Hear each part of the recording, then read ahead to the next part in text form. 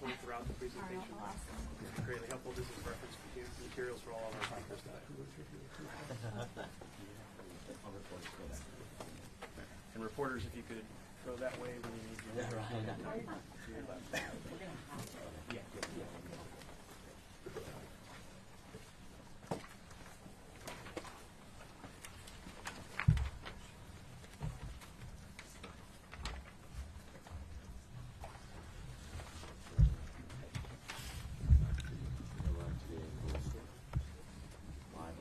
Standing by for reports.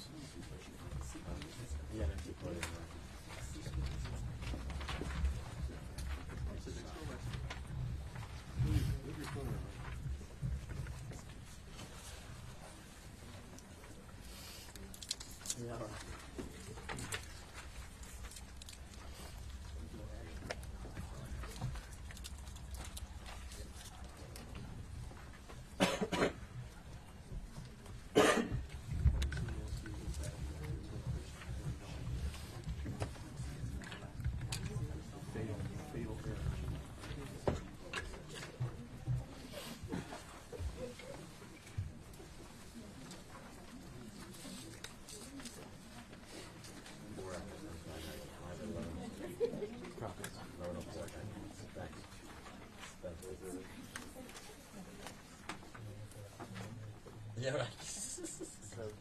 Izzy texted me heading her way. Anytime.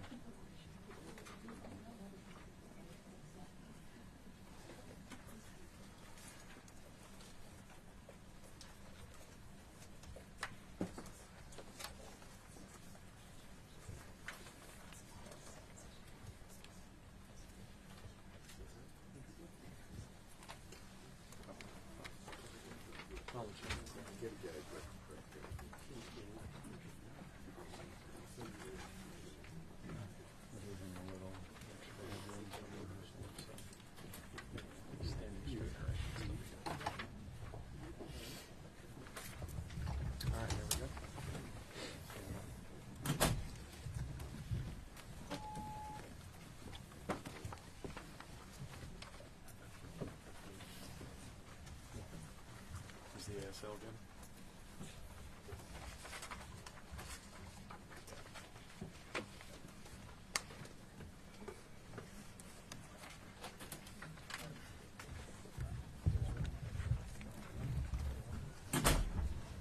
Take it. All right.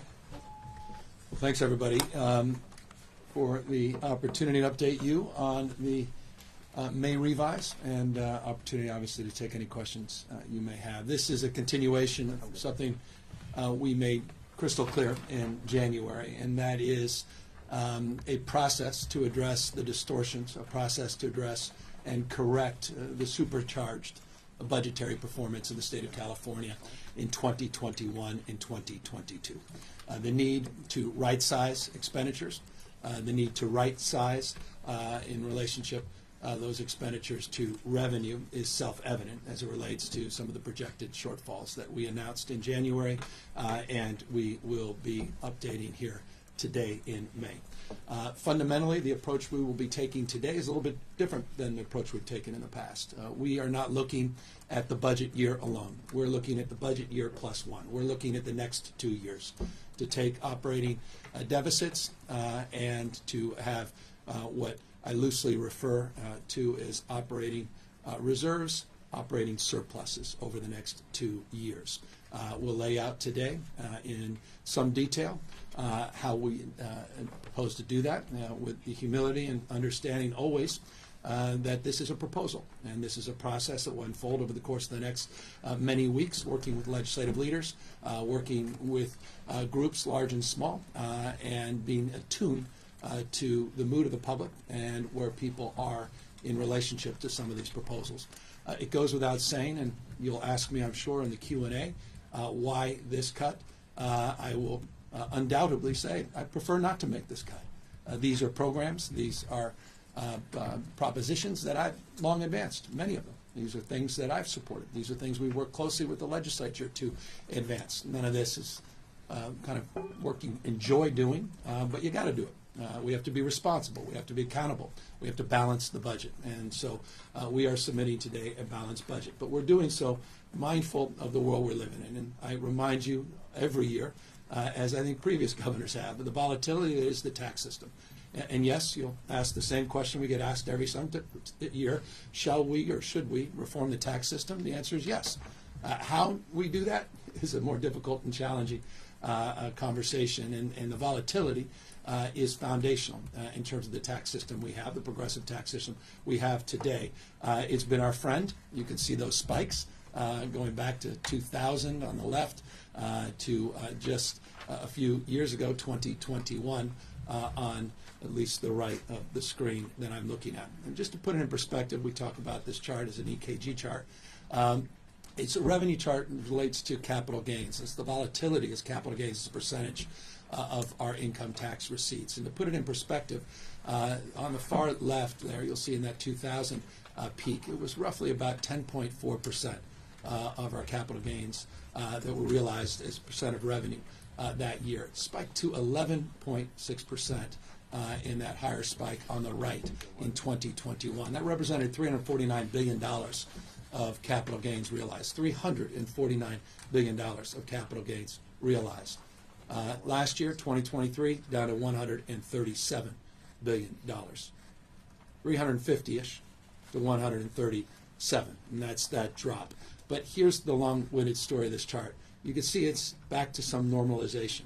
What I mean by normalization, again, period of distortions and corrections on the basis of the supercharged budgetary performance. We're going back now to more historic norms, and I mean historic in this context. The average over the course of the last many decades has been about 5.18% capital gains. But we're slightly below that in the budget year. We project to be slightly above or roughly at that in budget year +1 and 2, and that's the line trailing off to the right. But here's the January number that you're familiar with. This is the number we put forward, $37.9 billion problem statement. In January, we were very clear that there was a lot of volatility, a lot of questions as it relates to tax collections. Those tax collections came in, November numbers came in, December, January, February, and March, about $5.8 billion lower than we projected. There was some dust that settled after the tax collections in April, and we'll get to more specific details here in a moment. But I want to remind you, a few moments ago, meaning a few weeks back, we moved quickly with the legislature to address $17.3 billion of the problem statement, to address the issue of the deficit by moving in concert with an early action. I want to applaud the budget chairs. I want to applaud legislative leaders for their support and their recognition, the importance of actively managing the budget, not waiting to prescribed or predetermined dates on the calendar, but to actively manage in real time the challenges. And we did that, you can see, through a series of very familiar solutions: revenue and borrowing, delays, deferrals, issues around reductions, and shifts, things we'll be talking a little bit more about today. As it relates to a bit of that preview, I mentioned the $5.8 billion through March. You extend that and you look across the spectrum of costs and revenue. The problem statement now has increased by additional $7 billion from the January budget. So today we're submitting a $288.1 billion balanced budget, $201 billion general fund, with an additional shortfall that we'll have to manage of $7 billion. So a reminder, $27.6 billion shortfall total now. And I say reminder because we, in January, announced a $37.9 billion shortfall. We took that early action of $17.3 billion. We have an increased challenge of $7 billion, and it nets out to what we have to solve for today, $27.6 billion budget challenge. So let's get into this. How do we address, again, from a multi-year prism, this problem? Not just a short-term strategy, but to get us back to right size, to address that remarkable volatility. And forgive me, you've heard this on so many occasions. But when I say remarkable volatility, when I use the word supercharged, those are expressive words, but it's expressed by the reality: $177.7 billion two-year operating surplus, simply unprecedented in U.S. history, let alone California history at a subnational level, that is, at a state level, followed by the dust settling and these shortfalls. So here we are today, and we are facing a $27.6 billion challenge. Next year, to my point about a multi-year strategy, we project a $28 billion shortfall.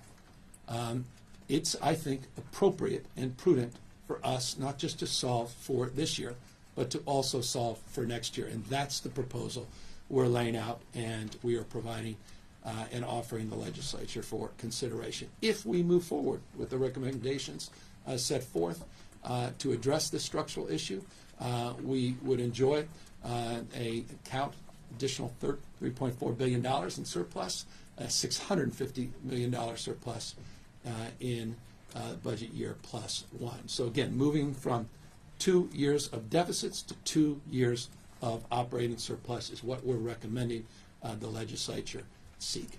Why are we confident we can achieve this? Because it's solvable. We've done it before. And this is just a reminder of the totality of challenges in the past, again, on the basis of the volatility of our tax structure. The benefits of a progressive tax system during good years, the challenges during years where things are contracting. Markets disproportionately impact and benefit or burden the state of California. Again, capital gains playing an outsized role, as we demonstrated in that first chart. But you can see back in previous administrations, Schwarzenegger and Brown administrations, some of the challenges those administrations faced, and they moved forward. And the state proved its resiliency, its capacity for renewal, and we worked through those issues. And today we're doing more than ever for more people than we have ever done in terms of providing supports. And I think there is a theory of the case we're making here today. The solutions we're about to set forth are overwhelmingly supporting existing core programs without cuts. And I say overwhelmingly, not exclusively, because I'm not naive. There are areas where core services are being impacted, but the vast majority are being protected. Existing services provided to existing people, core services, are being provided in this 2-year, are being protected in this 2-year blueprint. So let's talk about what that blueprint looks like. Simple. Getting back into balance. This is what we believe it would require, and this is what we propose to the legislature. We propose pulling down this year $4.2 billion in reserves. I'm going to get to that in a moment. $3 billion of new efficiencies. I say new because they build on the 5% efficiencies that we announced a year or two or so years ago. Reductions of $15.2 billion. We'll talk about those reductions in the context of being one-time versus ongoing. And we're talking about shifts and pauses, not dissimilar to the early action, and revenue and borrowing, which is primarily, if you're asking, MCO and net operating loss, and then some borrowing that we'll discuss as well. The 2025-26 solutions, previous slide, I'll go back. For this budget year, here's what we're proposing for budget year plus one. Draw down an additional $8.9 billion. That would be total $13.1 billion over those 2 fiscal years, $3.6 billion. The efficiencies start to annualize at a higher benefit. Ongoing reductions, as I noted, for one time, and ongoing considerations. Expansion pauses, again, the revenue borrowing, not dissimilar to the 2 I just referenced. So that's the framework. Let's get into some more detail. I mentioned when I brought up the issue of reserves that the $13.1 billion is what we want to pull down, but I want to just caveat, you saw that 4.2. We want to pull that down over a 2-year period. We don't want to pull all 13.1 into the budget year. We want to do the 13.1 billion over the 2-year budget window. So 4.2 billion in the May revision for this budget year, and budget year plus one, forgive the vernacular, plus one out year. We are looking to draw down from the reserves $8.9 billion. So that's that line on it. On the efficiencies, you recall the $3 billion. This is how we propose to do it. 7.95% reductions, roughly 8% reductions. That includes my office. That includes agencies, large and small, across the state of California. We believe that kind of belt tightening would allow us to enjoy not just $2 billion of budget year savings, but ongoing savings, as you can see, annualizing about $2.7 billion. It means sweeping, and this is a familiar number, a numeric, $762.5 million. I announced that in January. Works out to about 10,000, sweeping plus or minus 10,000 vacant positions. Those positions are being determined in real time at every agency and department. They're making that determination. We don't have the list of every single vacant position for you today. That's a process that will unfold over the course of a very short period of time. It's a process that is unfolding as well in real time in terms of the work that's being done at the agency and department levels. So we want a leaner government, streamlined government. We want to do what all of you are doing in your personal lives, all the businesses out there are doing in their professional lives as well. And we think we can do that and still achieve outstanding outcomes. I'll give you an example just yesterday with generative AI. That is not a job killer. In fact, that's explicit in our executive order as it relates to artificial intelligence, but some of the new programming we're doing in partnership with Anthropic and Google and others, OpenAI, as it relates to traffic management, as it relates to issues around access to languages and other services. So that's a component part of our leaner government and our more efficient government and the flexibility, providing choice, meeting people where they are, giving customers, meaning giving taxpayers a voice in terms of their needs and government's services. Back to the reductions. And we have our two experts here. They'll go through these in much more detail because there are hundreds and hundreds and hundreds of actions that we are taking. There's not just one or two.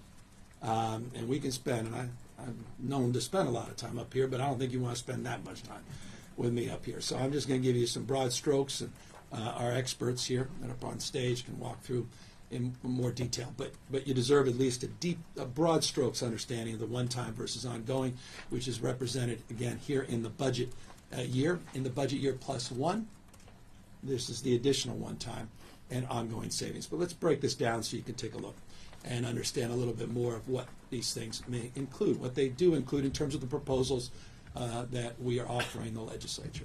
You see the one-time on the left, you see the ongoing on the right. The one-time are familiar, and a lot of those one-time we are considering in the context of how they work into other programs that we provide, existing programming, and utilization rates. Always looking at utilization rates and looking at other forms and other strategies in terms of drawing down more federal dollars or looking at what's happening at the city and county level. So you'll see a mixture of very familiar issues, and some deserve more attention than others, and I imagine you'll have questions. Everyone will, certainly, on all of them, but notably on a number of them. I'll give you an example on broadband. We've been stress testing our broadband strategy in the middle mile and the last mile, and we think we've come up with a plan to actually achieve similar goals at a lower cost. So we think it's appropriate to claw back those dollars without a diminution in terms of programming and advancing the commitments that we've made. As it relates to workforce, we have $2.4 billion new resources that are coming in that we're leveraging from the federal government, disproportionate amount of that leverage from the federal government over the next 5 years pursuant to Prop 1. We have facilities grants that we think we can incorporate into strategies for new bonds in the state. We can discuss where we are with the bonds in relationship to the legislature. I imagine that will be a question. Water storage as it relates to what is being programmed now and what we anticipate needing into the future in relationship to the old Prop 1, the $2.7 billion that was set aside for some of the water storage. Workforce, meaning these sort of apprenticeship programs, learning-aligned employment, what we're currently doing with the utilization rate, we feel we can make some adjustments. Children, youth, and behavior, this is a passion project for me, as you know. We still have $4.1+ billion in this, and we're actually streamlining that program and really targeting in 0 to 26 behavioral health initiative to the school sites, wellness centers, and we think we actually can deliver even more bang for the existing buck, as they say. On the CalWorks, there are no cuts to the CalWork, and remember, we did 2019 10% CalWork increase. In fact, in 2019, we did an additional 13.1 on top of the 10%. We continue the COLA on CalWorks. This is just an administrative component part.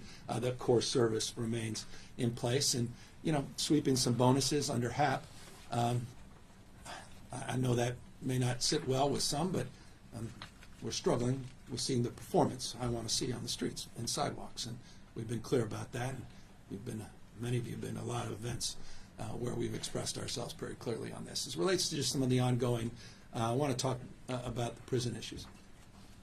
We've saved, and again, everything I say can and will be scrutinized and corrected. So I'm mindful of that as I sit up here without a note. But $3.4 billion from 2021 to 2027 is projected to save $3.4 billion in terms of the 4 prisons that we've already closed and the 7 yards that we've closed.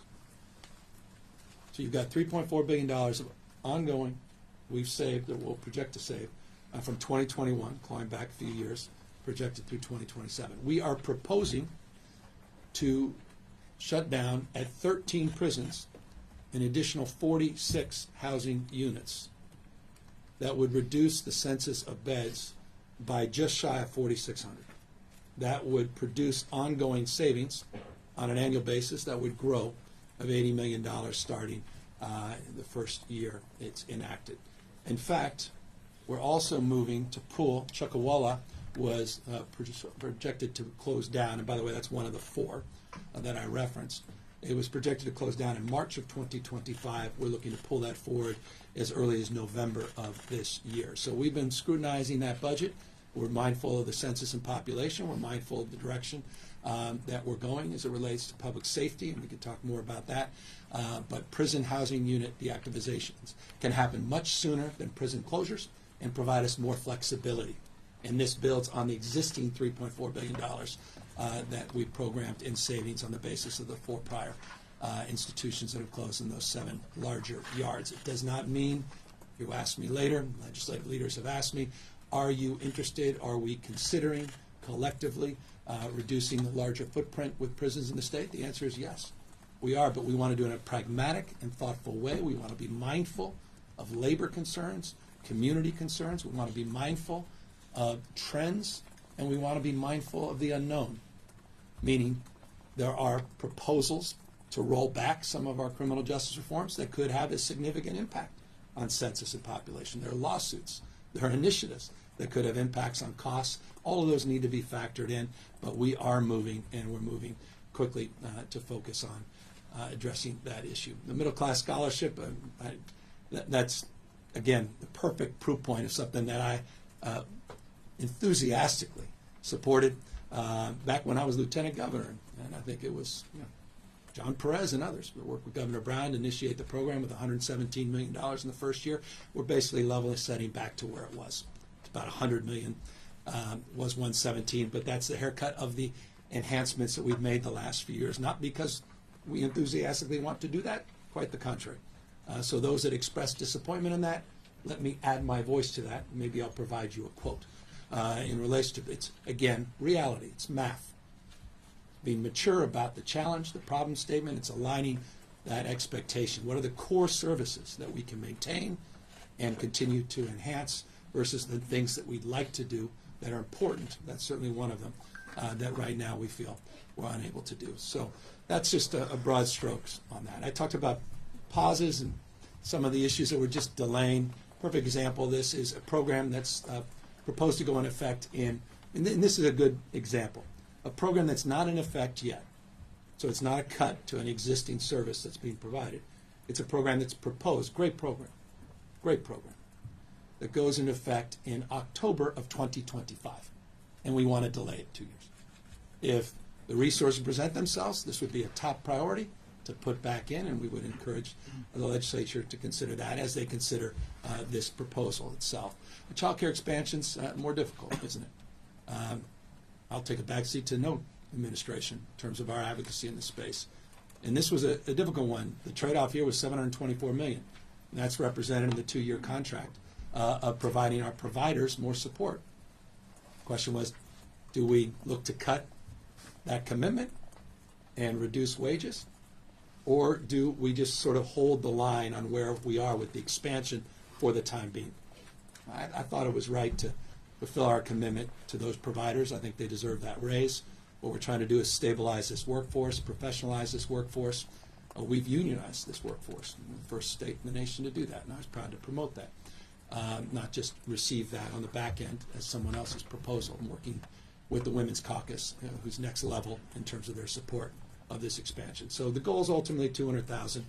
I'm mindful of my sell-by date as governor. I'm still committed to getting there, but right now we feel like we, again, don't want to cut programs, just want to hold the line, but we still want to provide more line support for our line workers.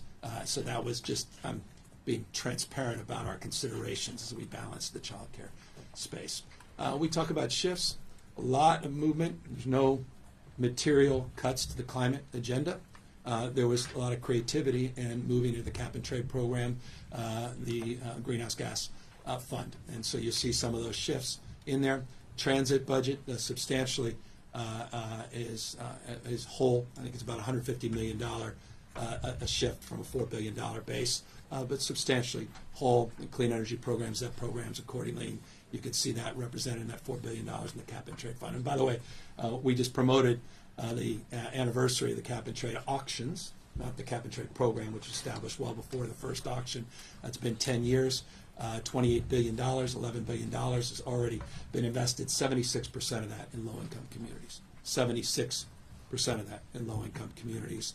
And so this cap and trade program continues to be rightfully envy of programs around the world, not just across the country. As it relates to other shifts, you'll see some creativity here. Let me just briefly go through a few. Again, the team here can go into detail for you.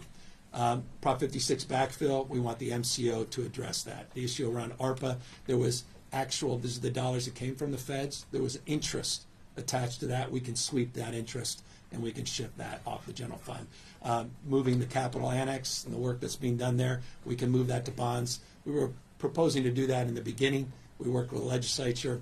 We were in a position we didn't have to. Now we're going back to some of the original proposals. And the cannabis fund is looking again to set aside in the cannabis fund child care dollars that would have been absorbed under the general fund. Now we're pulling in the cannabis fund as an example. And then there's a PG&E settlement that inured to the benefit of the state, and we are borrowing those dollars, $78 million, significant but modest considering the totality of some of the work we're doing. So those are just examples for you. Again, remember, the slide I showed you before, hundreds and hundreds of other examples, programs that we're proposing to make change.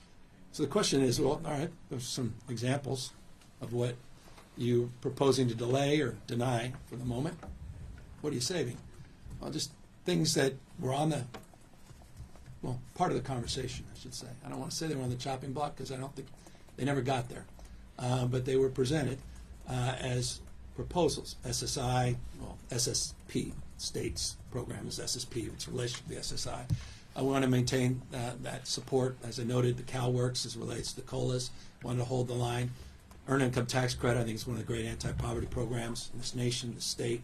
I was an advocate as mayor of San Francisco. I was one of the first cities to do an earned income tax credit advocate. As lieutenant governor, we went from $400 million on the earned EITC to over $1.3 billion. We added the $1,000 child tax credits. We added a foster youth tax credit. We want to hold the line, maintain those credits because we think they're important. We also want to maintain our healthcare expansion across the board, regardless of ability to pay, regardless of pre-existing conditions, and your immigration status. And I just think that's foundational. It's something I believe in. It's core of, I think, who we are as a state, and we should be as a nation.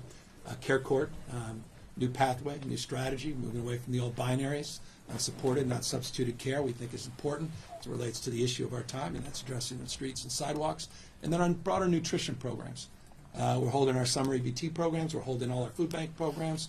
We're holding our programs that relates to some of our creative $35 million senior programs where there's a lot of sort of flexibility in where those dollars can go. So I just want folks to know that. And I want to thank Senator Skinner for making sure we were sensitive on the nutrition. I want to thank Senator Eggman and Umberg for sensitivity on the Care Court. And I want to thank leadership, remarkable leadership of the Latino Caucus on the healthcare expansion. I want to thank Arambula and obviously great work Mary Elena Durazo has done for decades as an advocate, and now as someone who's been delivering on that promotion and promise. So just examples of things we are keeping. Again, back to this notion, keeping core services intact for those that are existing beneficiaries of services. Vast majority, not all cases, is that achieved with the proposal we're setting forth. Question we're getting a lot, Prop 98, what does January look like, or rather what does May look like in relationship to January? Our per pupil in January, we announced a familiar slide, 17,653. Here's the May per pupil. It's slightly down, about $151, looks like. Making sure the numbers slides align with what is in my head. And then all funds is slightly up, which is encouraging. So Prop 98 per pupil in May, $17,502, and you'll see all funds slightly higher. Local reasons that's the case, $23,940. Begs then the COLA question, doesn't it? COLA was at 0.76 in January. Interestingly, because I don't know how else to, I think it's a word that is appropriate in this case, it went up to 1.07.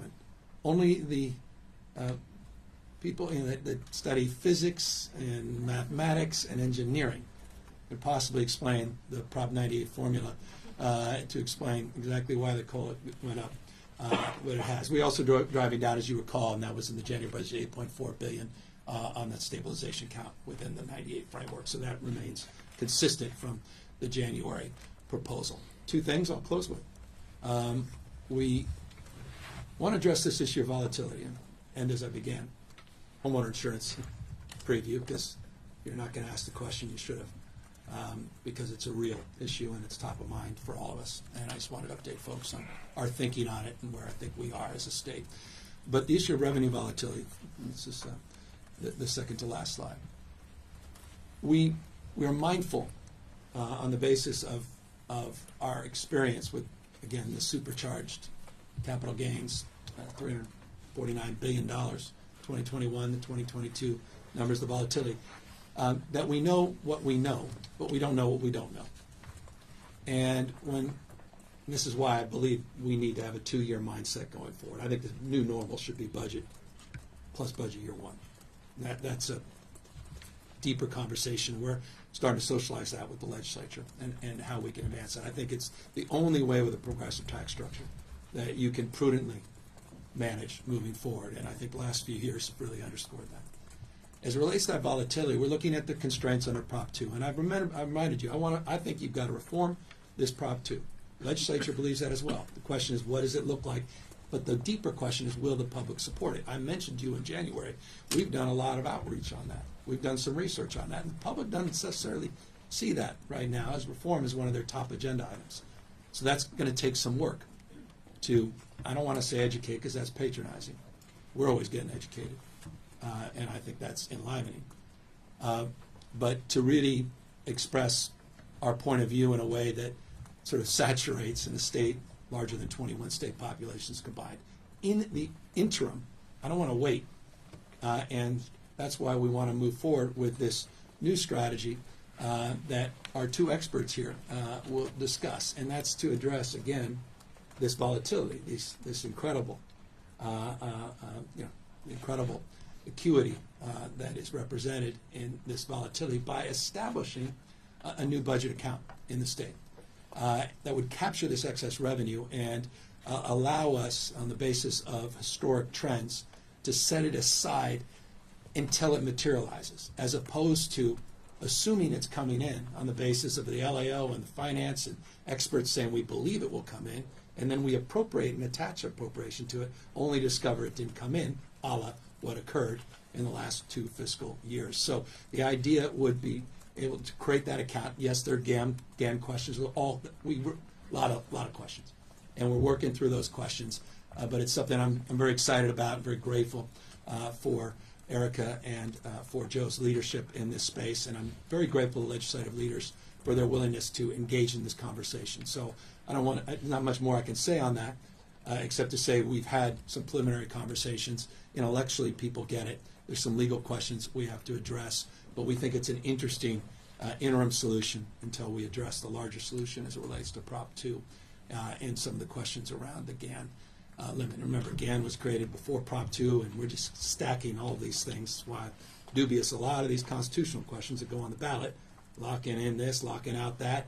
We have to be very careful about all that. And forgive me, that's a rabbit hole we can go down. It's one that's being adjudicated across the way at the Supreme Court. As it relates to this issue of homeowner insurance, final slide. We did an executive order, as you recall, about a year ago.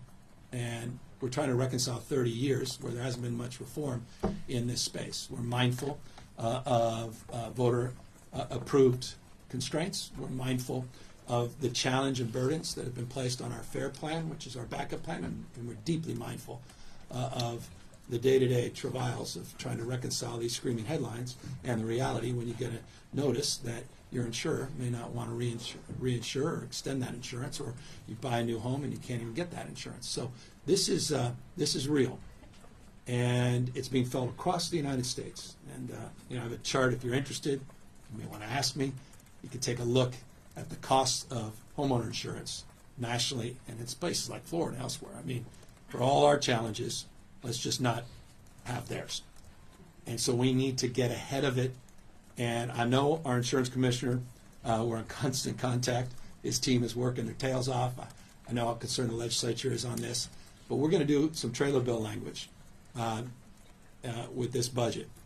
Because the most important thing we need to do now, in addition to all the other things that we laid out in the executive order, all the other things that the insurance commissioner has already announced he wants to do, but December, I don't think we have that much time.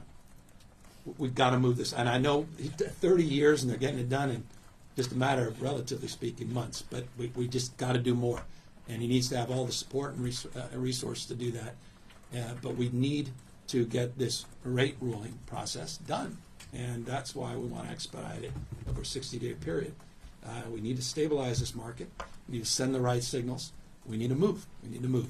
And insurance commissioner, again, knows that.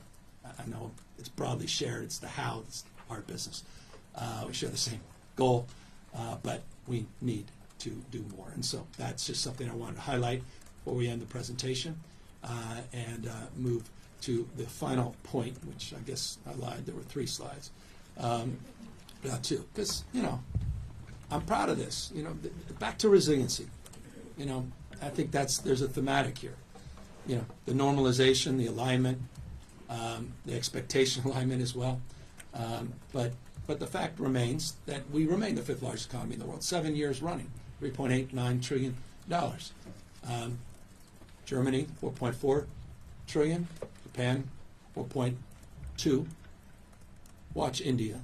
I want to say we remain the 5th for as long as I can, because India is moving.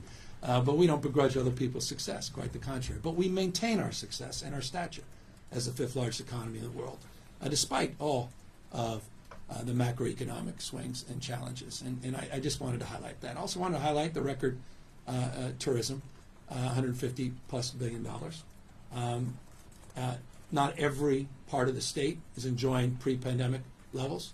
Bay Area is still trailing a little bit. Other parts are enjoying record-breaking tourism. That's a very encouraging sign as well in terms of California's stability. But it's record high in terms of the tourism spend. And population's increasing. And I'd say that just it's time to update the memos. It's update the talking points.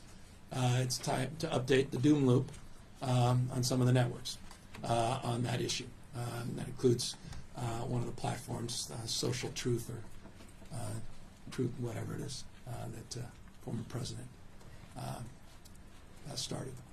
So I want to get him to update that talking point as well, just for the purpose of the truth imbued in the platform, Truth Social.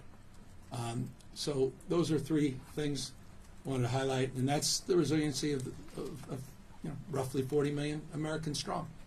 It's the resiliency of a dream that was promoted and is realized every single day in the state of California. And that's because of the entrepreneurial spirit where people put everything on the line for riches and new beginnings. That's the spirit that defines the best of California. That entrepreneurial energy, that innovative energy that continues to be the envy of the world. People visiting here from around the globe saying, what is it? What is it about this state where you continue to punch above your weight, you continue to invent the future, you continue to outperform expectations, And that's highlighted in AI, it's highlighted in immunology, it's highlighted in quantum, it's highlighted across the spectrum of biotherapeutics and innovation, medical devices.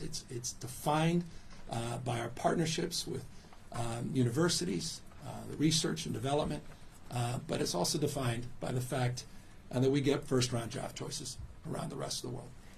People come in from all around the globe because they feel seen and they feel included. And that's the final point I'll make for the Q&A. Our values continue to allow us to thrive, and those values, I believe, are foundationally intact, despite some tough choices that we are making and proposing to make in this budget, and despite this short-term adjustment. But if we move along the blueprint we're putting forward, we'll be back where we need to be, and that is back in the black. We'll be back on our feet as it relates to this budget, and we'll continue to do nation-leading work across the spectrum, and that requires partnership. And so, as I always do in this presentation, I look forward to working with our speaker, look forward to working with the Pro Tem. Our working relationship has been next level. I'm blessed by their partnership. The early action is a demonstrable example of that. The relationships are sound.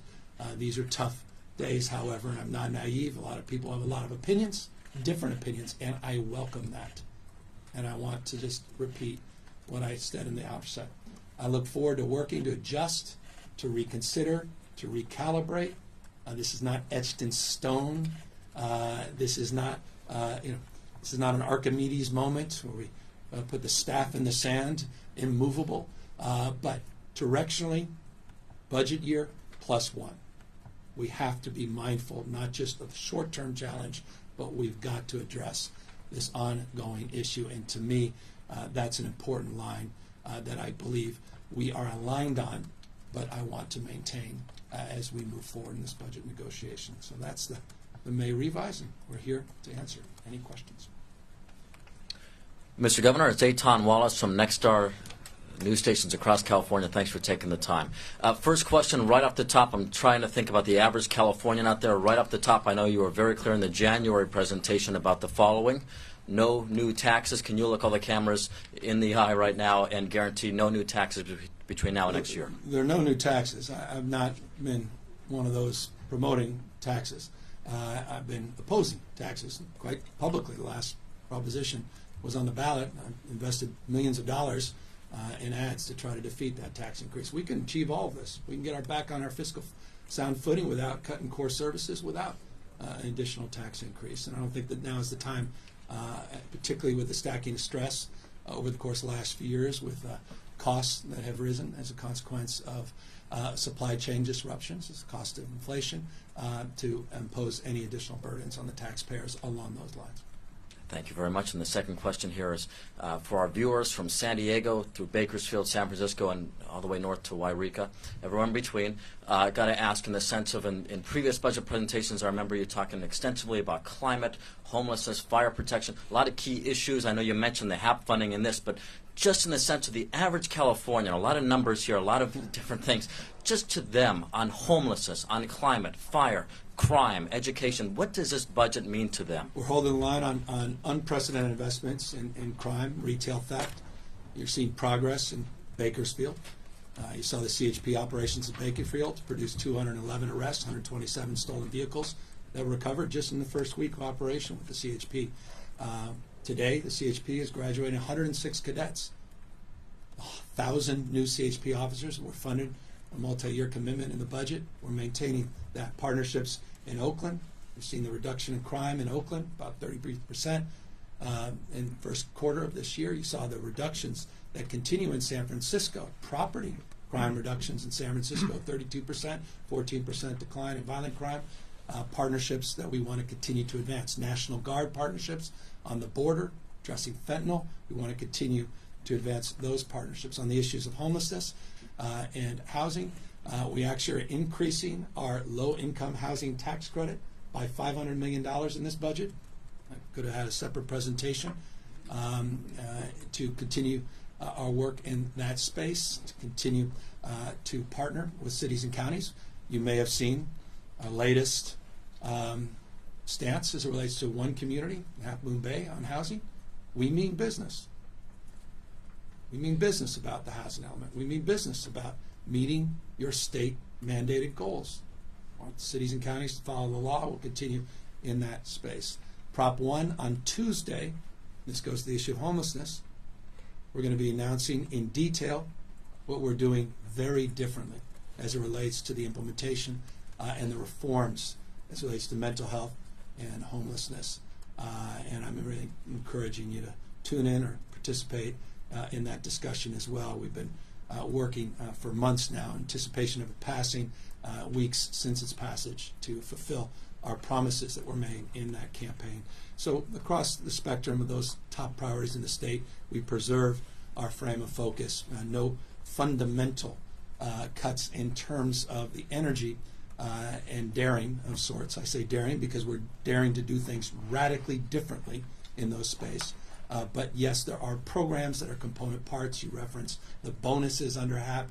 There are other component parts of our housing strategy where we are making adjustments. But the core mission remains firm and our commitment foundational. Hi, Lindsay Holden with Sacramento Bee. Following Eitan's question, I have to push back a little bit when you say you can do everything, because just for the record, I don't recall ever saying I can do everything. Let me finish. I want to clarify. Yeah, let me finish my question. Okay. Which is, some of these cuts fall on the poorest Californians, while budget watchers have suggested changing the state's corporate tax rate. Why not consider something like that when some of these cuts will hurt Californians who have the least?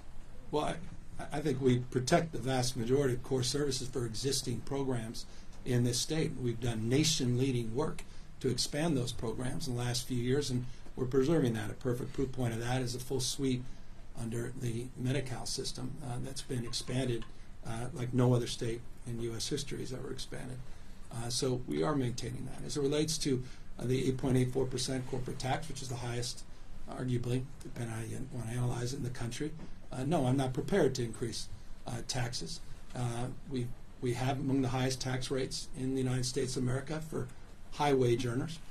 We have among the highest tax wage rates, as I noted, for corporate taxes. They were made higher by Donald Trump's tax increase under the SALT deduction elimination, which I hope is eliminated by the federal government.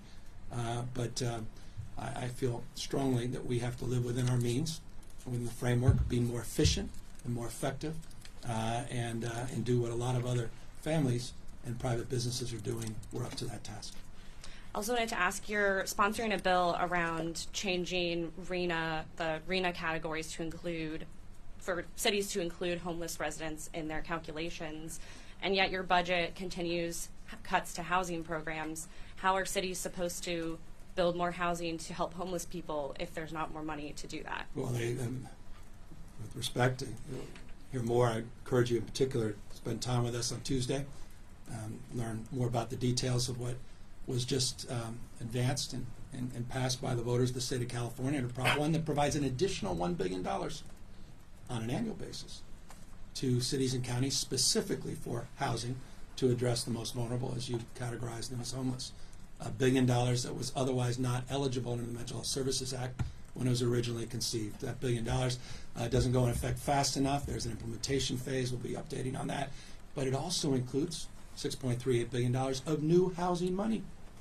Unprecedented investments to deal with those that are struggling, duly diagnosed, drug or alcohol addictions, which also was not eligible under the previous Mental Health Services Act. So I beg to differ respectfully with that categorization.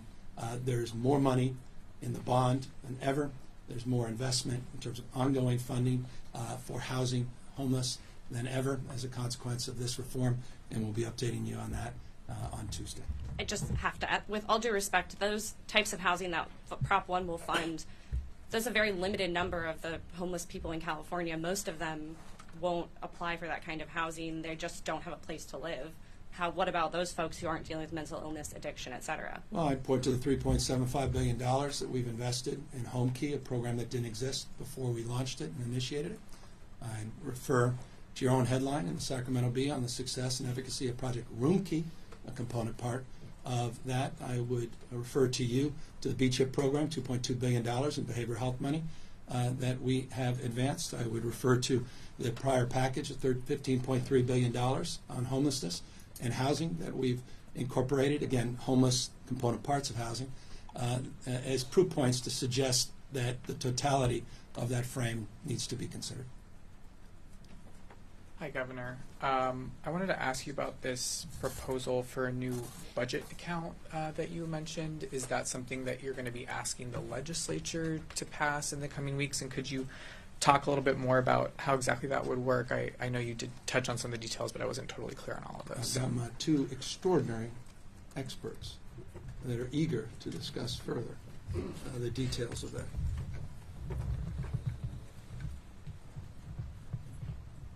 Man, it doesn't need to be introduced. This is the finance chair, if you didn't know. Yeah, Joe Stepfishaw, Director of Department of Finance. So yes, it is a proposal that will be part of our May revision. We'll be proposing trailblazer language and hopefully working with the legislature over the coming weeks as we finalize the budget to include it in the final budget package. Essentially, what we're trying to do here, as the governor talked about, this inherent volatility that we have in our revenue system and what we experienced, particularly over the last couple of years, when we look at our forecast and our and the surpluses that are part of our forecast. Portions of those surpluses are based on revenue that's expecting to come in over the upcoming budget year. So the general idea here would be to come up with a methodology to determine a growth in the forecast that is above historical levels of growth. Typical level of growth is 5% historically, so we would figure out amounts in our forecast that are above those historical level of growth and set aside in our budget plan a portion of that money and not spend it till it actually comes in during that fiscal year, and then we would program it in the budget for the next fiscal year. I guess why is this needed? Beyond the reserve funds that already exist, why could you not change those to just be setting aside more money into the existing reserve accounts? So as the governor stated earlier, we are still having discussions with the legislature in terms of reforms of Prop 2 enable us to save more money into the budget stabilization account. Those are changes that have to go back to the voters. So this will not replace those efforts. This is something that we think we can do in the near term. That could be in addition, just another tool that we have to manage that volatility. Okay. And then just a question for the governor, since he invited it at the start of this press conference. You mentioned that you do think we should reform the tax system, but how we do so is a more challenging and difficult question. What are the solutions that you personally would support in order to get to a more stable, long-term, revenue system in California? So on a probably annual basis, I discuss my long relationship with former Senator Hertzberg, who promoted a lot of ideas in the space, California Forward, and Think Long, and Bergeron Institute, and others that had offered strategies. And that's the broad approximation of the approach that I've long thought made sense. There have been some more detailed legislative paths that didn't go very far in the past. The Senator, to his credit, asserted them. These are tough issues, and there's certain things, that continue to promote that are difficult to actually achieve, and including, by the way, getting the voters to where they need to be to reform Proposition 2, which is an enormous undertaking, and that's why we don't want to wait to achieve that goal without addressing an interim concern, and that's the idea of this account. So that's where I've long been, long promoted, and I just think the last few years underscore that the volatility, again, is unless we have other structural reforms, it's going to continue to vex many subsequent administrations and legislators. Hi, Governor. Blake Jones with Politico. I know that in this budget, kind of unusually, you are addressing these 2 years of deficits, which you haven't done before, but there are still several delays being added and a couple of pretty massive spending deferrals that you've kind of already proposed. One is this, $8 billion education funding maneuver that would have the state basically pay back, money through 2028, 2029 when you're out of office. Also, in the early action agreement that you negotiated with the legislature, you endorsed a payroll deferral in 2025 that's over $1 billion. So, I guess my question is, with all of those additional delays and deferrals, is there still a risk that you're kicking some of the financial problems down the road? Well, I guess there's a risk, but look, instead of 13.2, we're taking 4.2, the reserves, to sort of hold some prudence and to be a little bit more rigid and structured. We are addressing the out year. You get 2, 3, 4 years out. I think you start. Frankly, everybody gets misled because you're really speculating. It's too speculative. To your question, it's the right question. But doing what we need to do this year and next year, and how we balanced it, I think it's reasonable. And again, no one's gonna. This was a sizable deficit. I mean, no one's suggesting nothing's occurred here and there's nothing to see. Quite the contrary. You're right to reference. It was well over $1 billion on that payroll. Those two examples. So we'll work through them. On 98, I want to see education cuts right now. I want to see us preserve the progress we've made on community schools, on preschool, on after school for all, summer school for all, the work we're doing. That's, again, nation leading in the education space. I want to maintain that. So, yeah, that's all subject to kind of debate and discussions we're going to be having with the legislature. But this 2-year process, I think, is prudent, long overdue, and we stand ready to defend it. The language you've used to denounce tax increases often has been that you don't want broad-based tax increases. You talked about not wanting corporate tax increases, but there have been things around the edges, such as the MCO tax expansion that you signed last month. Are there other taxes and fees that could generate more revenue and solve for this that are being considered by the legislature or others that you're comfortable with? Right now, this what I'm comfortable with. I just presented, and we've adjudicated and considered many different alternatives. The MCO is a very different process, as you know, with CMS and waivers and partnerships and drawing down federal funds, et cetera. But no, I do not support general tax increases. Period. And you're not comfortable with any other revenue generating provisions this year? I think we need to be more efficient. efficient. I think we need to level set and align our revenues and expenditures. We're going back to our historic revenue, the more typical and historic revenue growth, and I think it would be wise to temper any enthusiasm for the more is always better frame, and that's referring to taxes. Good morning, Governor. Travis Gilmore with the FOC Times. There's been a lot of uncertainty about the depth of the deficit. The LAO projected $73 billion. Is the actual number we're solving today, if we take the 27.6 plus the 17.3 plus the 20 billion in solutions they said were included in the January proposal, are we solving about 65 billion? Yeah, let's go to the. I appreciate this, and we've got a slide here. We can get it up on the LAO and the DOF, which is Department of Finance projections. You can see this is the delta. I cautioned everyone. I failed miserably, not to run with that $73 million figure, but everybody. It's sort of repeated as gospel across the country.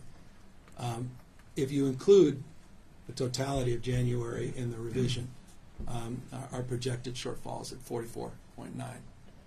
Again, that's not the budget problem today, but that if you add those two up.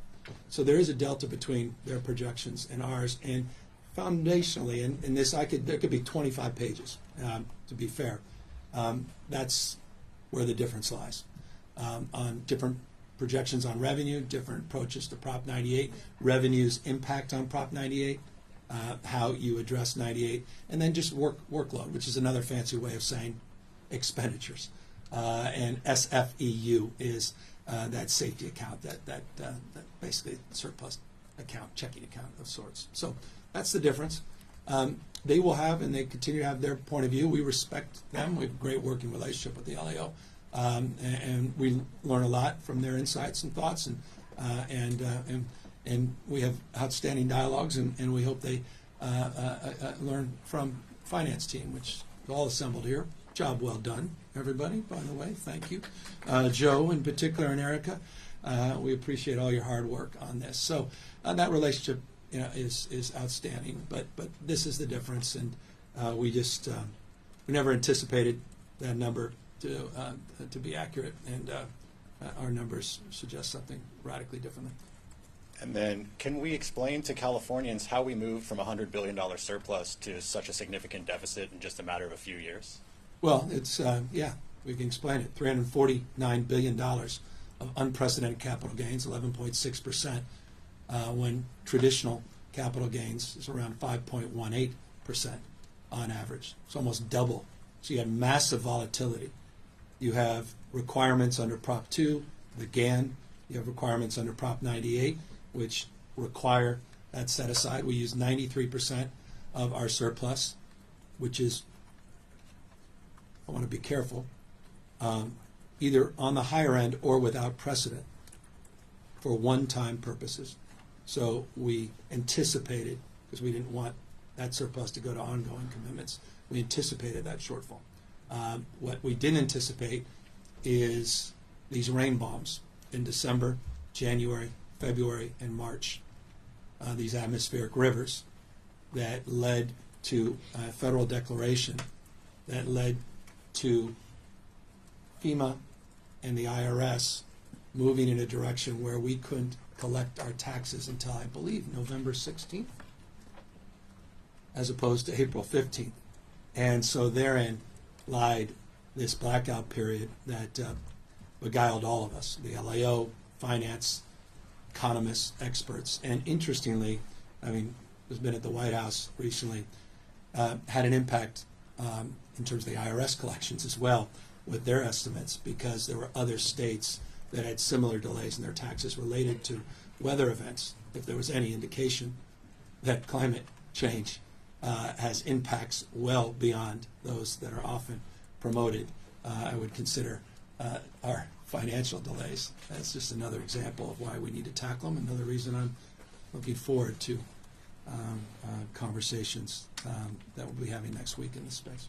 Thank you, Governor. Thank you. Hey, Governor. Well, I haven't talked in a while. Angela Hart, KFF Health News. Thank you. I have recently the state auditor found that California wasn't doing a great job on tracking its homelessness spending. And this isn't a gotcha question. You're doing more than any other governor in the country, really, to address this crisis. So I have a two-parter for you. Do you acknowledge, Governor, is your administration doing enough to determine whether the money that's being plowed into homelessness is being well spent? And do you worry? I'm curious. Do you worry that the appetite is souring among the public for spending more, given the lack of progress that's happening? No, I appreciate the question and the frame. It's the right question. It's one I ask myself all the time. As you know from the audit, one of the vexing issues that was highlighted in the audit was local appropriations, local data collection, and it's difficult at the state level. I say it often, localism is determinative, and each city and county has different strategies and approaches. We've tried to level set that. To your subsequent question about doing enough, as you know, a few years ago, we required accountability plans before we submitted at least one of the discretionary portions, the HAP program, to cities and counties and CACs. I rejected the first plans because I didn't think there was enough transparency and accountability and ambition.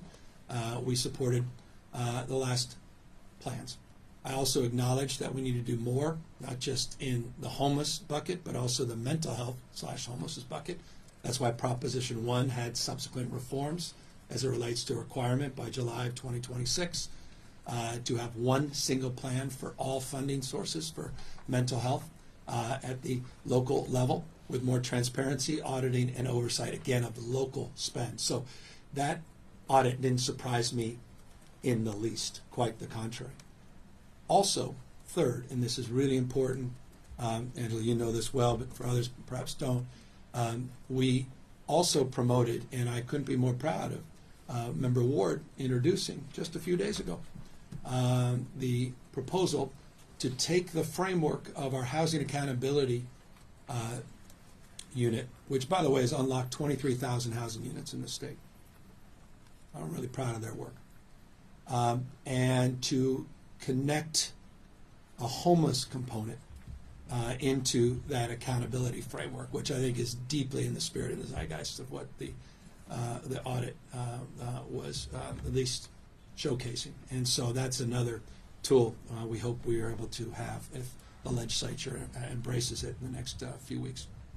I'm sorry, Governor, I didn't hear responses to either of those questions about whether this is state money ultimately. I understand it goes to the counties, but do you acknowledge whether the money that the state isn't doing enough to ensure that the money is being well spent? I also didn't hear a response to whether you think that there's any, I mean, is the public appetite, do you think, I'm hearing this, like souring towards putting more money into the, I didn't hear responses to either of those. Well, and forgive me if I appear to repeat the first response. So the audit did not surprise me. The state has advanced unprecedented investments, you're correct, and unprecedented interventions demanding more accountability with state money at the local level. That's why we created a framework for the first state plan under the HAP money. The fact that I rejected it in many ways is implicit in response to the question. I rejected it for a reason around the issue of lack of accountability in terms of ambition and in terms of what was presented in that first plan. The fact that we're creating a housing accountability unit or created one and we want to incorporate homelessness into that also is implicit in response to your question about the need to do more around state money. And the other work we did with Proposition 1 to foundationally reform an existing stream of funding to provide more transparency and state oversight of the local spend, again, is a third, I think, reinforcement of my acknowledgement about the need to see more accountability and why I agreed, as I said, with many of the recommendations and was not surprised, as I noted, with the audit itself. As it relates to the public mood, no question. More is not always better. People want, they want to see results. I've been very crystal clear about that. I've been focused, as you know, particularly on the results we want to see on the streets and sidewalks and tents and the issues around encampments. That's why those encampment resolution grants we think are a national model. Also been very insistent that we need to move some barriers in terms of engagement as it relates to accountability and results at the local level, as it relates to the grants passed and the amicus brief we filed with the United States Supreme Court. So all of those are demonstrable responses, not rhetorical, but demonstrable responses to both components of your question. Thank you. That was that was extremely thorough. Thank you. My second question, Governor, I think it's only been 2 years, not even quite, since you passed a historic funding increase for California's extremely underfunded public health system. $300 million ongoing. It looks to me that this is completely being wiped out in your budget proposal.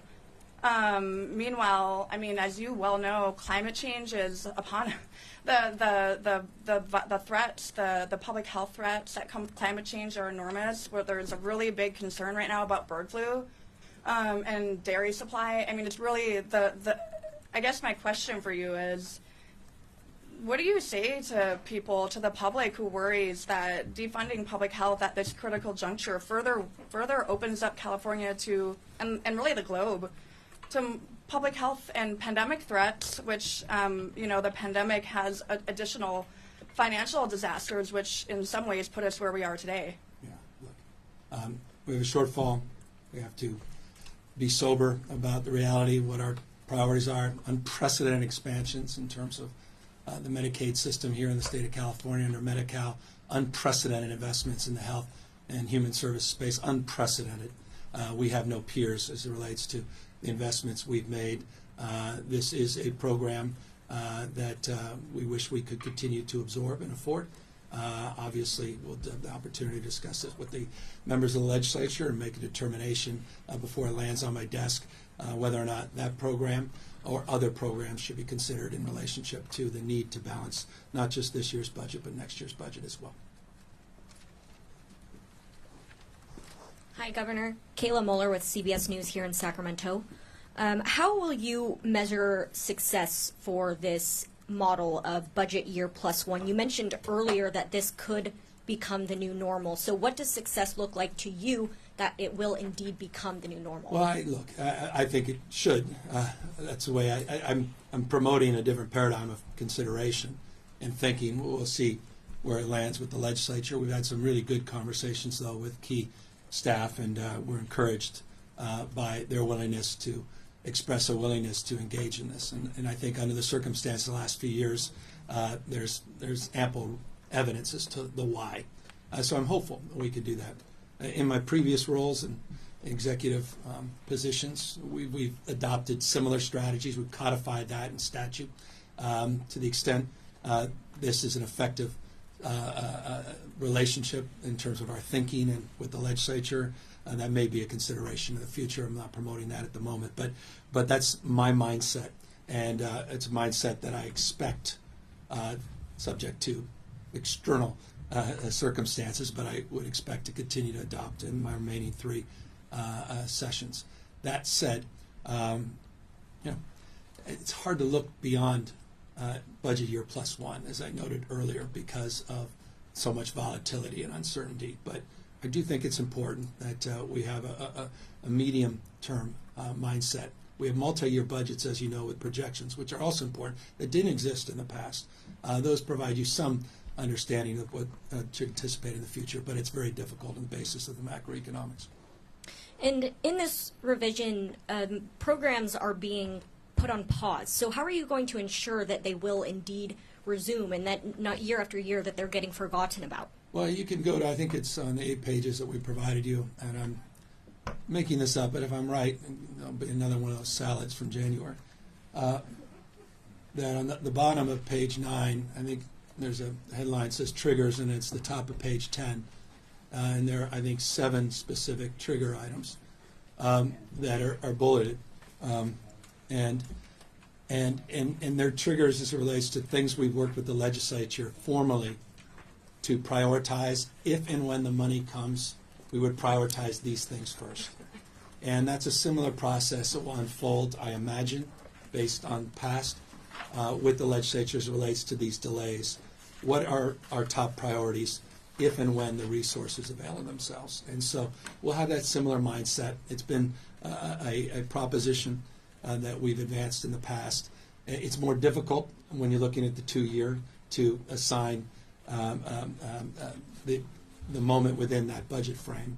But that's the approach I would take to rebuild some of these programs that by definition we all supported. Again, these are budgets I signed.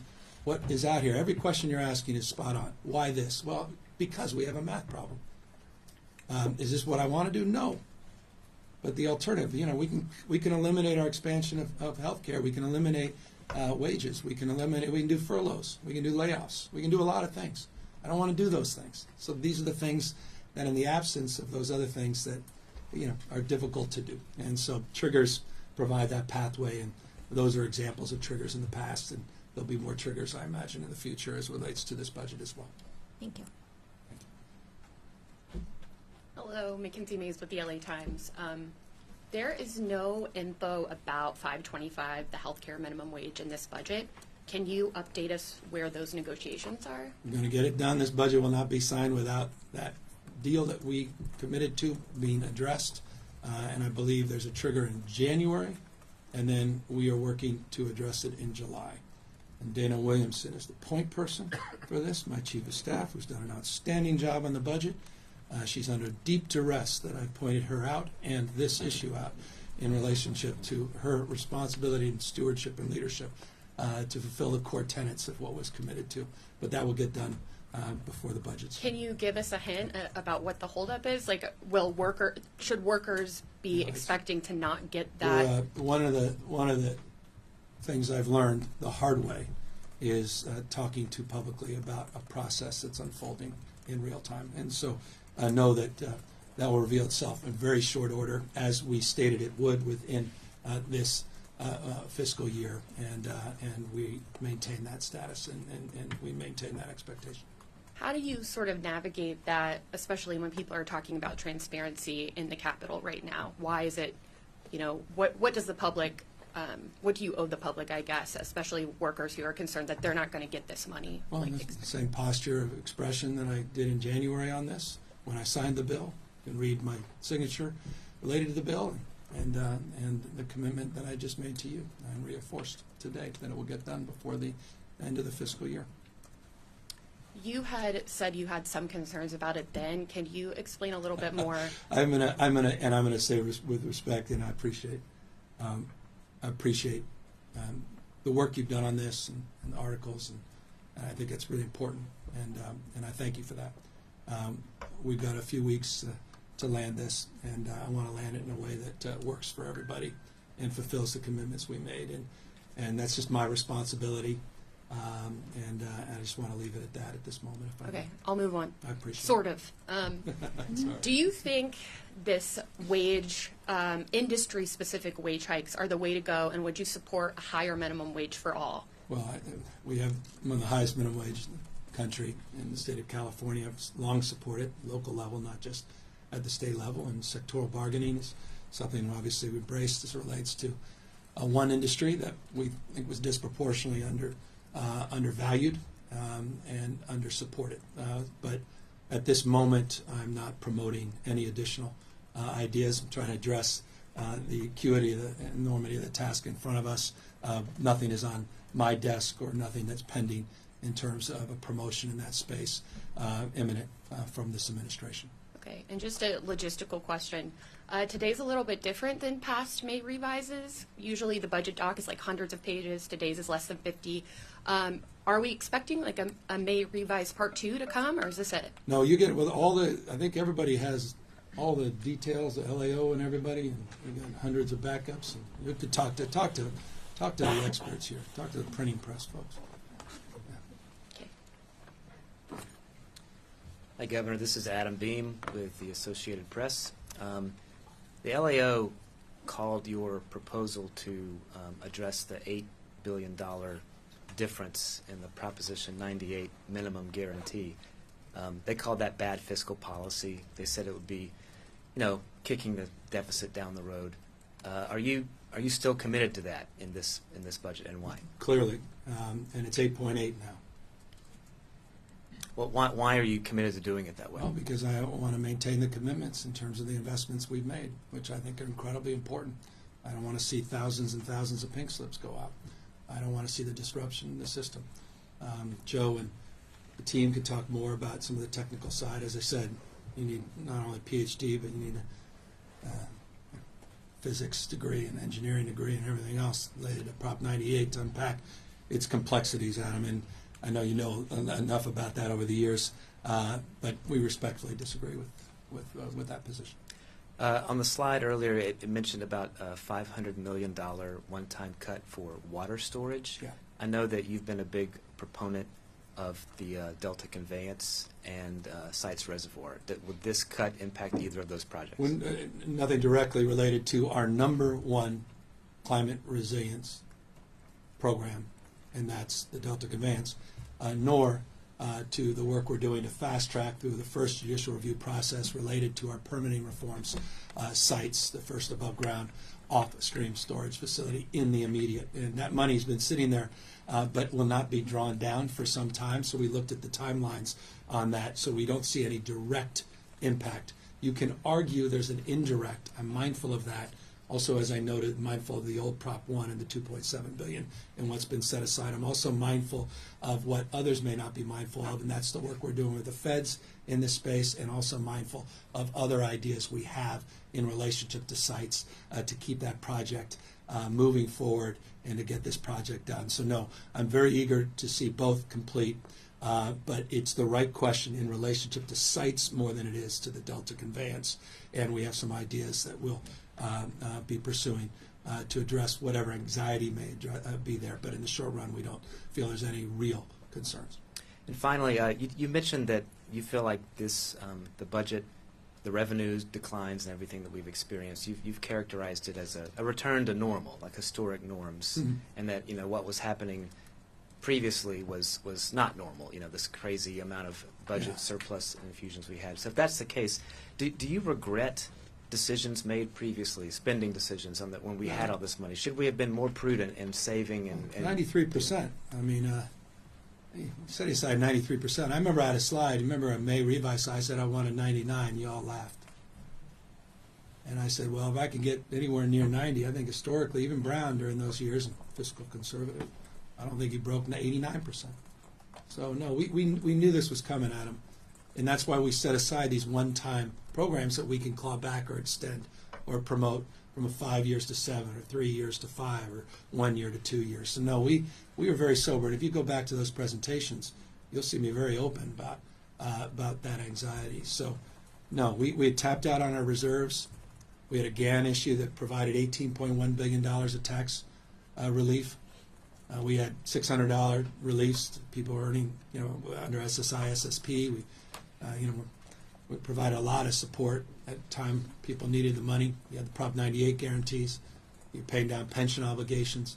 So you look across the panoply, and 93% feel like we were doing the best we could under that circumstance. Hi, Governor. Sophia Bolag here from the San Francisco Chronicle. As you're well aware, student protesters across the country, including at public universities here in California, are calling for their universities to divest from companies that do business with Israel in light of the war in Gaza. What's your response to those protesters? I don't support divestment. What do you have a reaction to the agreement that the leadership at Sac State has made with the protesters there? And on that, Sophia, interestingly, and this is not to deflect, I actually am going to learn more about that in a few hours, because I read one thing on this thing called Instagram, and then I was told something very different by a member of my staff, and those two things need to be squared so I can answer your question. So follow back up with us in a few hours. Yes, would love to follow up about that. Also wanted to ask you about Not that I'm on Instagram a lot. I just somebody said that to me. Also wanted to ask you about energy bills. There's obviously a lot of controversy with the budget that was passed last year and the flat rate hike. There's some discussions in the legislature of passing something that would change that. Is there any bill that lawmakers might send you that you would support to make changes to that policy? I think what PUC broadly did was codify the bill that they did sign and send to me a few years ago as it relates to the flat rate. It just came down a much lower number than I think some had feared, and some had promoted, the IOUs in particular. It's along the lines of, I think, SMUD, in fact, the same exact number, roughly. We're aligning with what many other states are doing all across the United States as well. And we're aligning with our values and our promotion around per unit costs of electricity to promote this transition to green energy and not to disincentivize people from moving into heat pumps and getting electric vehicles and moving to electrification broadly, including solar. So we think it was prudent under the circumstance, but it's changed. Now, as it relates to the utility costs more broadly, I want to remind everybody, if you haven't, you will see an adjustment on your bill. Tens of millions of people, at least, well, maybe I'm overstating tens of millions, but millions, we'll see an adjustment of the bill of $146 in April from last month, and you'll see another one, $146 adjustment in October as it relates to offsets to the utility bill that come from our nation-leading cap-and-trade program, cause and effect. We're also working across the spectrum other strategies as it relates to addressing the costs of utilities. And so I'm mindful of that issue. I was going to spend more time on that today and was getting a little off topic with the May revise, but I assure you we'll be talking a lot more about this issue like we will homeowner insurance as well, mindful of the anxiety that people are feeling. So if lawmakers were to send you a bill, are you saying you would or would not be an automatic veto on changes? I mean, you know me. I'm going to read a bill. I don't want to say I'm going to sign anything. I need to see what they're talking about. They send me a bill as it relates to this issue a couple years ago. I did sign it, and we advanced it. So if they have some new ideas or want to undo the old one, I'll pay attention as I do to how many bills this year? Just 2,000 other bills. And it's not a knock. It's not a cheap shot. Look forward to reviewing as many bills that appear to be progressing as possible. Just not big tax increases. Hi, Governor. Ashley Zavala with KCRA3.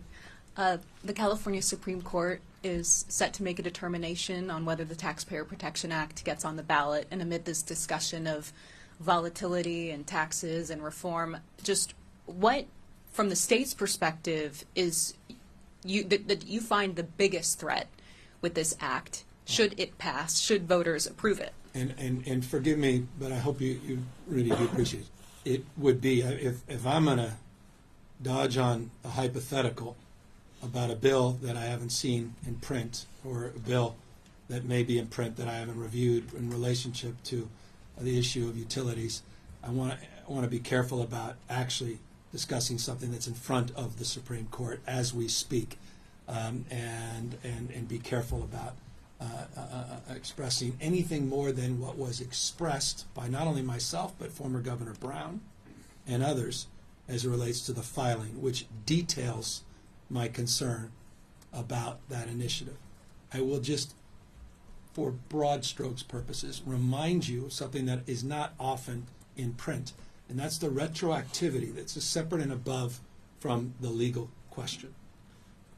But the retroactivity of 100 plus already approved local measures, the impact that would have would be felt and outsized, and make a lot of the conversation we're having today significantly materially different. So I caution that as part of the sort of punditry on this. I hope people really look through what that could mean, again, separate and above from the legal questions in front of the California Supreme Court. Okay, separate from that, and I know this question exhausts you, but I ask because I know this is the start of a give and take with the legislature, Good. and I don't think any of us would be surprised if one or two or a group of Democratic lawmakers came to you and said, we'd like to raise taxes on X, Y, Z. So is it fair to say that it is an absolute non-starter for you? Yeah, look. Again, I'm not ideological. I'm open argument. I'm interested in evidence.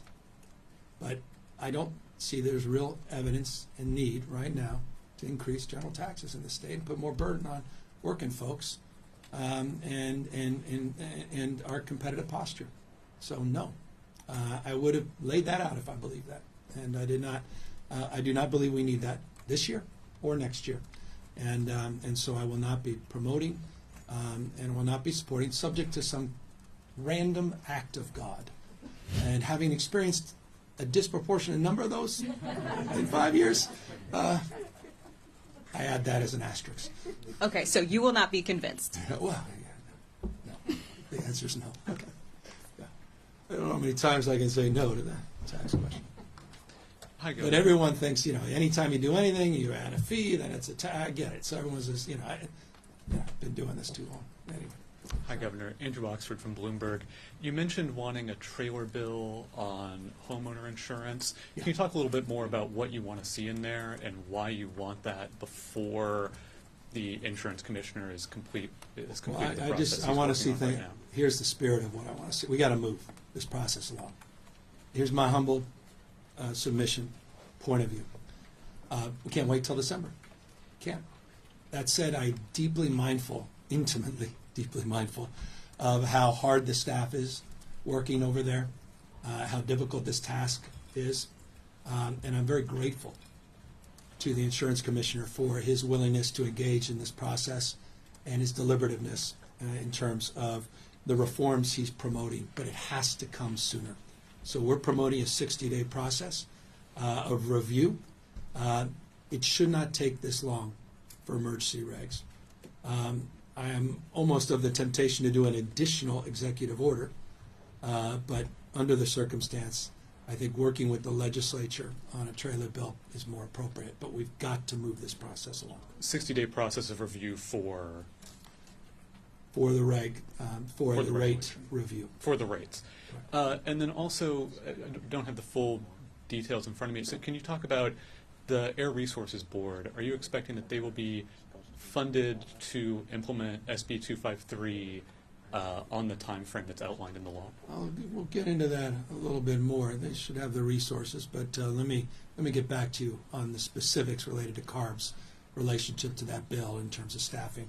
I think there was a big staffing request. We think they can find those resources to achieve the same goal without the magnitude of that request being fulfilled, or at least the numeric. But I'll get some more detail, but not at the level they originally wanted. We're going to have a separate conversation. It's funded in the budget. I just don't want you to come back and say it wasn't their original. They had maybe I know this is what happens when you do this for a living. There was an original proposal where I'm like, guys, this was too much of an ask. They ultimately compromised, and they got the budget as the answer. Thanks. There you go. Not to lay the Air Resources Board out. Sorry, that was the Chair Randolph looking in the camera. Hi, Governor. Jamie Kennedy from Spectrum News. You talked about pausing childcare expansion slots. You also said everyone's doing it leaner at the moment, so the state government has to. But if everyone who's already at the vulnerable stage has to do it leaner, and they were expecting a childcare slot, what do you say to the families that were hoping to get into something like this? Well, that we have more work to do, and we've been doing more than I imagined we could do 3 years ago. I mean, if the idea that we had a 200,000, I remember we called it a stretch goal a couple of years ago. Then it was 100,000. And then I said, we'll do 150, and then we went back, maybe we can achieve this 200,000. So I would tell them our resolve remains firm, but reality, check. We don't want to take away an existing slot, 119,000. We're going to protect that. And we chose, and again, the legislature may have a different point of view. They may say, well, we want to sacrifice the wage. I don't believe that's the right thing to do.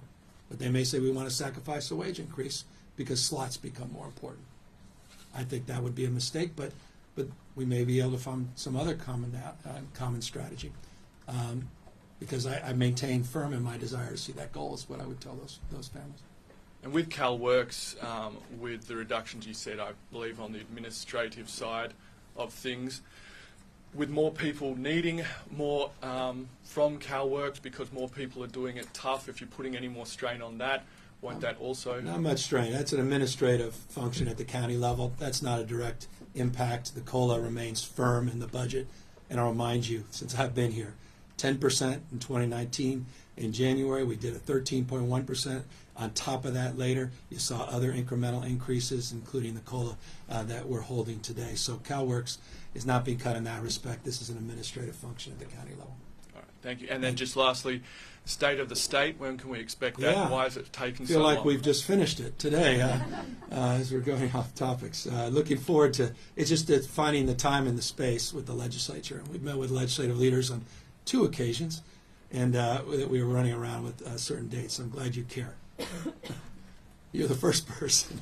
We were so good last year. Yeah, God bless. Yeah, thanks. Hi, Governor. Becca Habiger with ABC 10 News. I want to circle back to the added urgency to the already urgent homeowners insurance affordability and availability crisis. I'm wondering whether you and Commissioner Lara have been speaking with insurance companies to get reassurances that if A, then B, if the state expedites the rate request approval process, if that forward-looking modeling actually gets on board sooner rather than later, then these companies will come back and write once again Yes, fully. and yes, and yes. That's why I'm moving forward with this trailer bill. Let's go.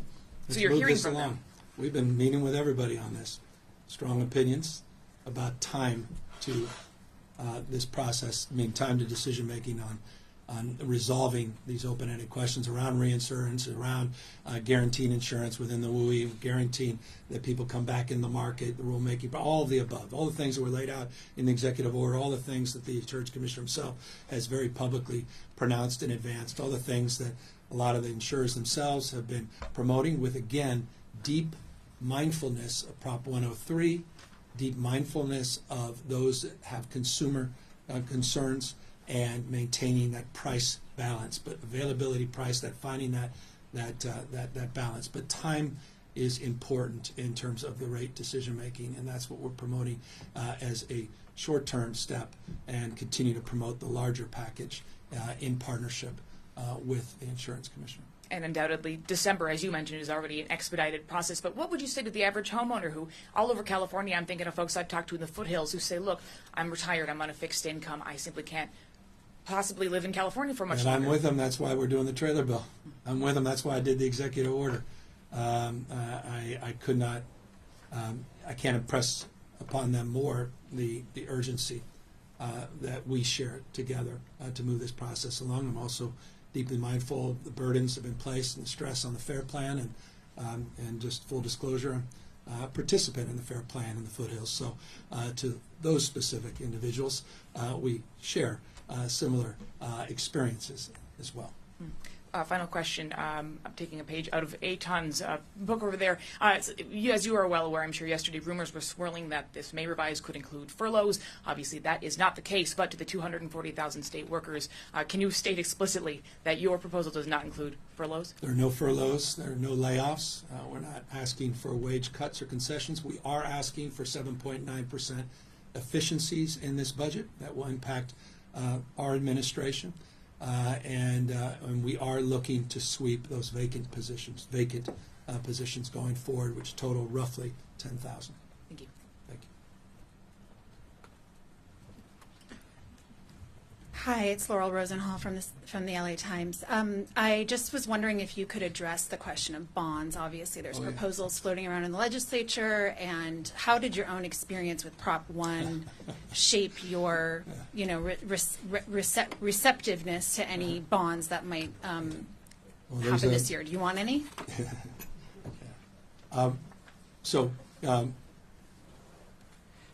There are three parallel conversations that are taking shape. You can argue 4 or 5, but 3 that are core conversations around 3 different topics: climate, issues related to housing, and schools. There are proposals and there's desire from members of the legislature to promote 1, 2, or all 3. Those conversations continue.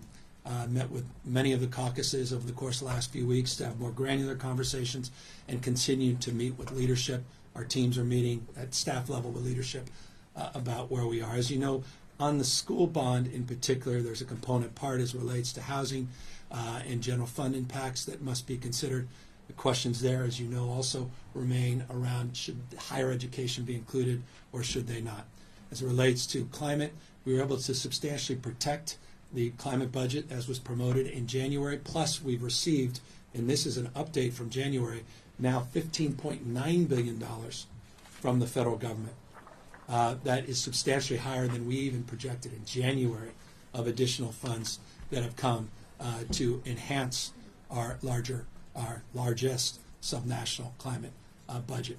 On the issue of housing, ongoing discussions, key legislative leaders that care deeply about that space. So we're maintaining a posture of engagement.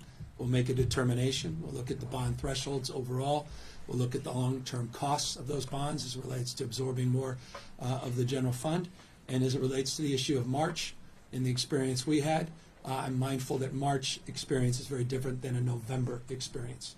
But yes, even that experience of March sobered, I think, a lot of the conversation up here about where people are, and it goes to, I think, one of the questions was asked earlier about the public's appetite. And the public wants to see results. They're not interested in inputs.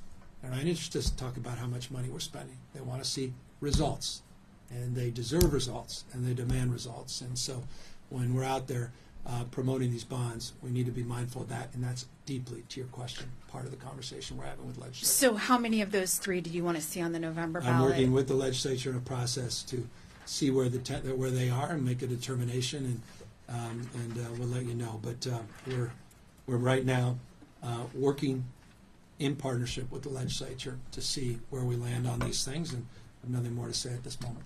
So also related to the November ballot, but not on bonds, I mean, this next 6 weeks is kind of the season when a lot of deals get made in Sacramento to get things taken off the ballot. Are there measures that you are actively working to get taken off the ballot? Apparently Dana Williamson gave that up by smiling right there. That's all. I can't tell you how many hours of the day were consumed. It's a very good question, a very thoughtful question. It's very accurate that this is the season, and we are engaged in a number of advanced conversations around these initiatives. And stay tuned. Any priority ones you really want to get off the ballot? At peril, once again, of making the mistakes I used to make I'm going to make new mistakes, but I don't want to make the same mistakes that I used to make of saying anything more would be imprudent at this moment. Okay, thank you. Thanks. And that is our last question. Well, with that, I want to say that concludes the state of the state, but now that there's interest, I may defer. But let me thank you all again for the opportunity, and let me just once again reinforce, this isn't without, these are difficult decisions. And I'm very mindful there's things we haven't discussed that will hit people hard. These deferrals mean a lot to a lot of people. There were expectations that were set over the course of the last few years, and unfortunately we're not able to advance that on the basis of this new reality. And so I'm sensitive to that. I'm sensitive to those concerns, and it's a way of reinforcing that we look forward to engaging the legislature constructively to address these gaps, to address the concerns, to reappropriate, to reconsider, to reprioritize. Again, the vast majority of what I promoted here were things that in the past promoted as cuts, or things in the past I've promoted as investments. And so by definition, the posture is one of engagement with the legislature in terms of addressing their particular concerns. Co-equal branch of government, deep gratitude to the legislature for their patience throughout this process, and we're looking forward to the next number of weeks. Thank you all very much. And with that, the real budget presentation is